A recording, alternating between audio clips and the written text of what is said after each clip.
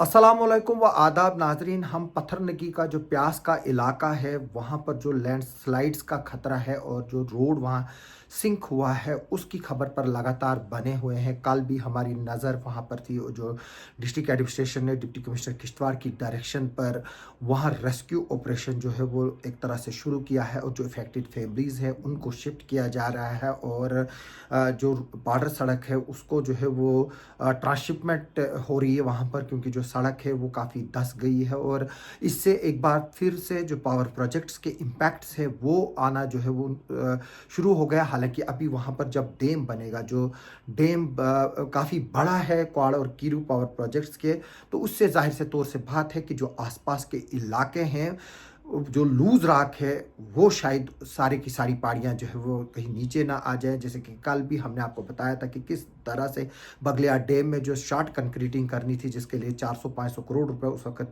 जो है वो रखा गया था, वो जो है वो नहीं किया गया। और जो 400-500 करोड़ लोग का जो पैसा है वो लोगों के मुंह बंद करने के लिए जो है वो दिए गए थे। उस वक्त जो लीडर तकरीरें करता था, जिन जो पॉलिटिकल्स थे, आज भी वही हो रहा है, लेकिन सिर्फ जो है वो लिबासा जो है वो बदला हुआ है। अगर पहले एक कपड़े पहने हुए थे, आज दूसरे कपड़े पहने हुए हैं, लेकिन साजिश जो है वो एक ही जैसी है। मैं बता दूं कि इस हादसे के बाद जो है वो 21 फैमिलीज जिसमें 136 लोग हैं उनको जो है वो शिफ्ट किया जा रहा है। और टेंट्स जो है वो इंस्टॉल किए जा रहे हैं। एसडीआरएफ की टीम और रेड क्रॉस जो है वो वहाँ पर पहुँच चुकी है और टेंट्स जो है वो यहाँ से लिए जा रहे हैं। जो ये 21 फैमिली है, इनमें 136 लोग जो है इन पर ये मुश्तमिल है। इसके अलावा वहाँ पर एक मिडिल स्कूल है और एक मस्जिद भी है जो ख़तरे में है। और वहाँ पर जो है वो इतना आसान नहीं है जाने के लिए, और इसलिए वो लोगों को जो है वो वहाँ से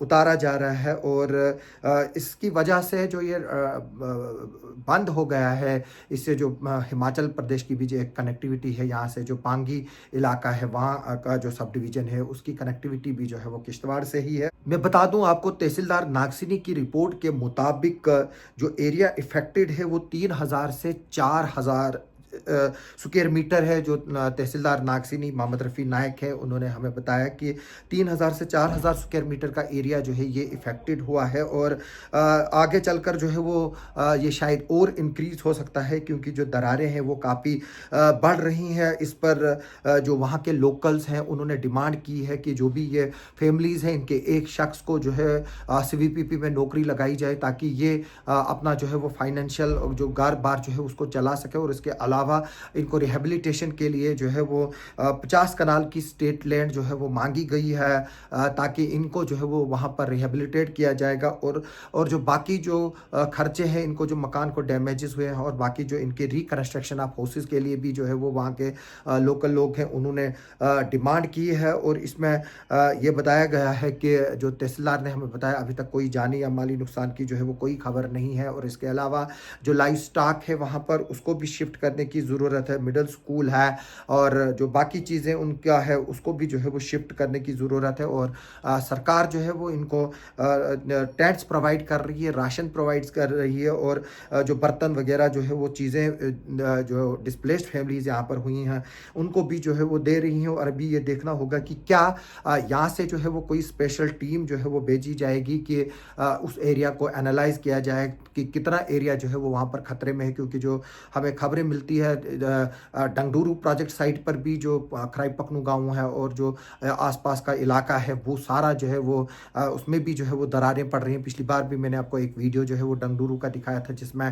दरारें पड़ी हुई हैं। तो इस चीज़ को भी जो है वो देखने की ज़रूरत है। और ऐसा नहीं है कि हम लोग जो है वो नेशनल प्रोजेक्ट के नाम पर किश्तवाड़ को डुबो दें, और हमारे लोग, क्योंकि मैं बार बार बता रहा हूँ, इनके साथ हैं, इसमें कोई शक नहीं है। यहाँ के कुछ चंद मुफाद परस्त लोग जो है वो कंपनी को साथ देकर इस तरह की जो है वो चीज़ों को नज़रअंदाज कर रहे हैं। और अब किश्तवाड़ के लोगों को एक होने की बारी आई है। वो वक्त आ गया है कि हम सब पॉलिटिकल डिफरेंसेस बुलाकर जो है वो एक हो जाएं और इन पावर प्रोजेक्टों से जो शॉर्ट कमिंग्स हो रही हैं और जो एनवायरमेंटल डिजास्टर्स हो रहा है उसको जो है वो बचाने की कोशिश करेंगे। क्योंकि कल रात को काफ़ी बारिश भी हुई है, और जाहिर से तौर से बात है कि जब ये सड़क खिसकती है तो फिर ये खिसकती ही रहेगी, जिस तरह से हमने असर में भी देखा था और बगलियार के आसपास में भी देखा था हमने, ठाठरी की नई बस्ती को भी देखा है, रामबन में भी जो है वो एक गाँव जो है वो भी वहाँ पर जो है वो टूट फूट गया और धँस गया। इसी तरह की एक्टिविटीज़ से तो इसमें जो है वो देखने की ज़रूरत है, एडमिनिस्ट्रेशन को एक कम्प्रिहेंसिव प्लान बनाने की ज़रूरत है। इस खबर पर जो है वो हमारी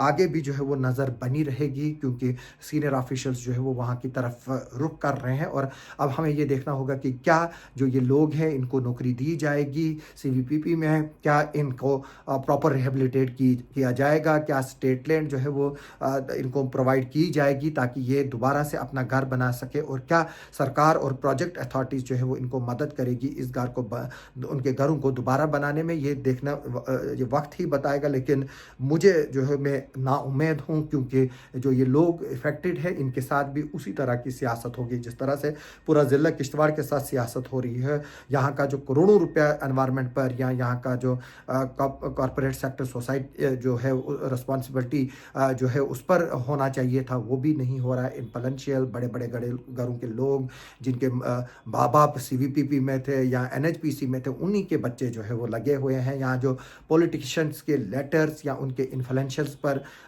जो है वो लगे हैं, तो आम गरीब इंसान जो है वो कोई नहीं लगा है। और अब ये देखना होगा कि ये जो प्यास के गरीब लोग हैं इनके लिए कोई आवाज़ उठाता है, इनको इंसाफ मिलेगा, वो आइंदा आने वाला वक्त ही बताएगा। हमारी इस खबर पर आगे भी जो है वो नज़र बनी रहेगी।